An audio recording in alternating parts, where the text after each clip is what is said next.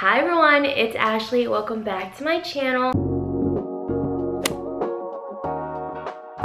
Every semester that I was in college, I always did a recap video at the end of the semester, and lo and behold, somehow it's been one semester since I graduated. But if you're new here, hi, my name is Ashley. I'm a recent grad from Texas A&M. I'm originally from Houston and I moved to Dallas post-grad, and I had studied chemical engineering. I'm a semester out. I don't know how. I've literally just been taking it day by day, and somehow a semester flew by. My sister is currently at A&M. She's currently doing finals right now. Undergrad flew really fast, and somehow my sister is an upperclassman now because she's about to enter junior year. I don't know where time has gone. Time just like flies by, which is crazy. So right after I graduated, I went to Europe, and that was really fun. I didn't start working until February, and I graduated December, so that was the longest time where I was at home since COVID, really, which is really nice to be able to soak it in. It's really sad to me that things will ever be the same as it used to be, and things are changing. Like, that's probably the last time I'm staying at home for that long. My most difficult transition here was not knowing what's next. All of our life, we went to school, but we knew it was coming, and throughout college, it was always go to college, go to school, pass my classes, get an internship, and graduate. That was the plan. Here we are. There's no longer a plan, no longer a set route, and I think the hardest part is not knowing what's next. Everyone my age, like, you just can't compare where you are in life because we're no longer on the same trajectory. Everyone is just so different, and you just cannot compare your experience to other people. I'm almost at the 3-month mark. Next week probably is my 3-month mark of working. An internship's around 3 months. My 2 internships, I was away from home for 3 months, and I was okay. I've been dealing a lot with like post-grad depression and feeling a little bit more homesick. Even though I just finished being at home for like the longest I've been in a while, I somehow got really homesick.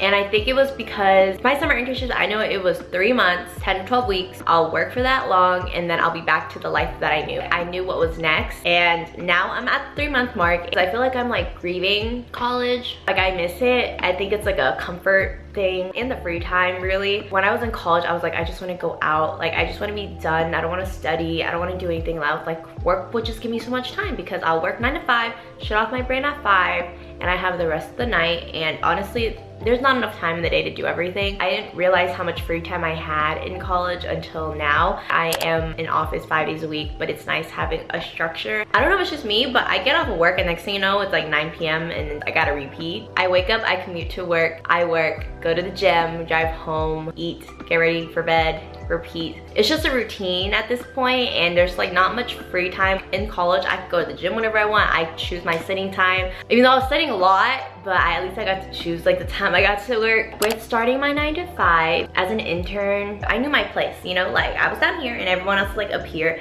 But now that I'm not an intern, I'm like up here with my coworkers, even though like they have a lot more experience than I do, and a lot of my coworkers are a lot older. So when I go to work and I'm like leaving, literally in my brain, every time I go home, I don't have kids.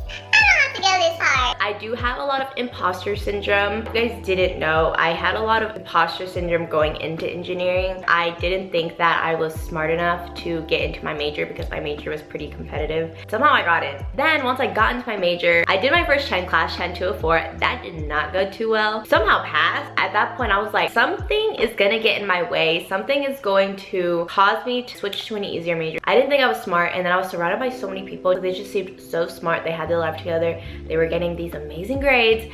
But then like when I actually see or hear about their grades like later on, I'm just like, we're literally the same. And never did in my life did I think I could ever get A's in my chemie classes. I may not have graduated with honors. I worked my ass off to bring my GPA and grades up. I never thought I could get A's on exams.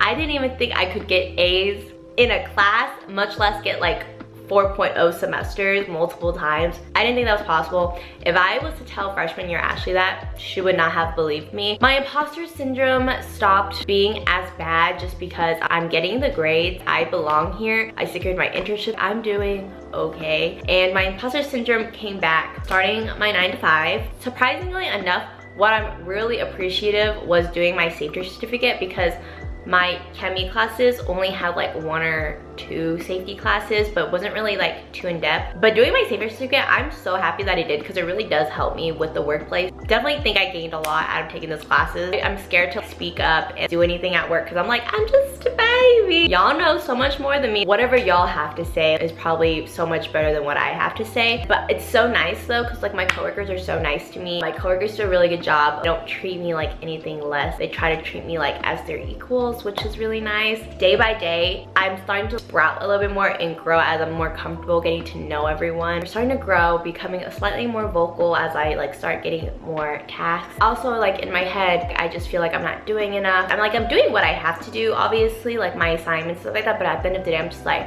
I feel like I'm not doing enough. Or like, I hope they don't think I'm slow, because I do take a little bit longer to understand like the technical concept of things, just because all I ever known was textbook things that I was taught in class, but never like in a real life scenario. The industry that I am is not oil and gas, and chemi is very, very catered to oil and gas at A&M, just because a lot of people from my class do end up going into oil and gas industry. Still so much to grow. I know the role that I'm in, there's so much opportunity to grow, and I know that there's a lot ahead, and I'm really excited to see like the person I become from this role next year and see where this role takes me. I'm still learning the business. I'm still learning everyone, like what they do, who does what, all the machine parts. We're slowly learning. I had talked to my manager yesterday. He really helped validate my feelings, because yesterday he said I was doing a good job for just being out of school, and that really helped a lot. Well, after he told me that, I was telling my manager how I was scared that I wasn't doing enough or I was going too slow at things. And he was like, no,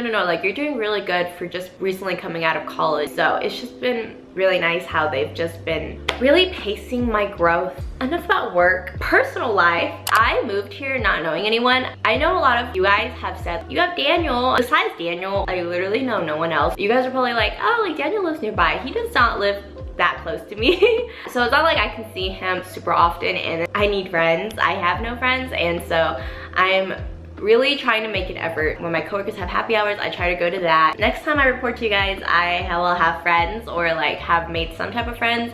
But some weeks are better than others. Like I said, I take it day by day. I love my alone time, but sometimes there's just too much alone time where I'm stuck in my thoughts, and that's just when it gets really bad, and that's when I get really sad about being away from family, and like my post-grad depression really hits. But it's day by day, week by week. Hopefully it'll get better. But I got my first big girl apartment. Apartments are so expensive, but I'm loving living alone. College, I always lived with roommates. Half the time, my roommates are random, and when I was apartment searching, the apartment locator was like, if you want like a cheaper apartment, you need roommates. That's not something that I'm willing to negotiate on. Like, I don't really want roommates, or at least I don't want another random roommate. Finances. I started budgeting. I started doing the 50-30-20 budget, especially now that I have apartments, bills, utilities. I've learned a lot.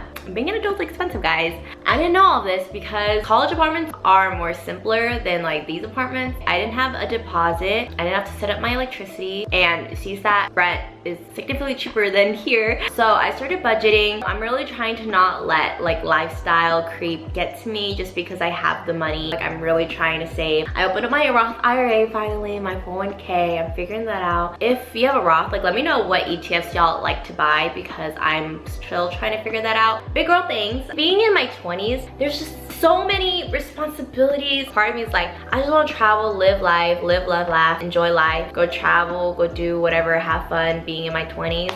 And then the other part of me is like, I need to be responsible adult. I need to save, make a down payment. Like, I need to get my life together, get my finance straight, because I need a down payment. So I'm just really trying to find a balance, struggling here. Having a travel sinking fund is helping, but I feel like the mindset will be a little bit better once like my sinking funds like start filling up, because right now I'm starting at 0, and I find myself not wanting to spend or get things because I'm like, no, like this money can go towards my sinking fund. Especially because I have a trip coming up, so I'm like, I really need my travel sinking fund to like build up, so that when I go on my trip, like, I'm not touching my budget too much. So I feel like once my sinking fund like starts like building up, because right now like it was starting at 0, and I'm only like 3 months in, and I had like a lot of moving expenses and stuff, so my sinking funds aren't too full. Hopefully that will get better once my sinking funds are a little bit more funded, and I can start balancing like wants and living a comfortable life, but also putting away enough money into my sinking funds and savings. Thank you guys for watching. Hopefully you guys got a little insight of how my last 3 months have been, how I'm feeling,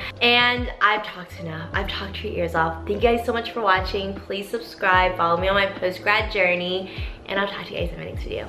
Bye guys.